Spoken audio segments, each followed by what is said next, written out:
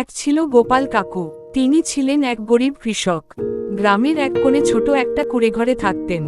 জমি ছিল সামান্য, কিন্তু তিনি সেই জমিতেই চাষ করে জীবিকা চালাতেন।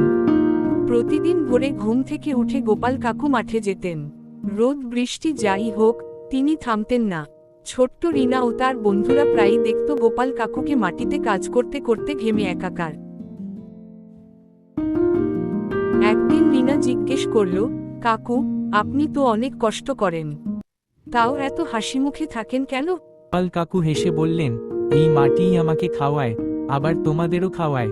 আমি যদি ধান না ফলাই, তাহলে তোমরা ভাত পাবে কোথায়?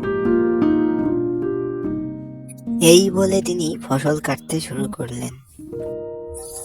আর এইদিকে রিনা ভাবতে লাগলো, গোপাল কাকু তো একদম ঠিক কথা বলেছেন। তারা যদি মাঠে চাষ না করতো, তাহলে আমরা খাবার পেতাম কোথায়? তাহলে বাচ্চারা আমরা কি শিখতে পারলাম? যে গরিবদের অবহেলা করা উচিত নয়।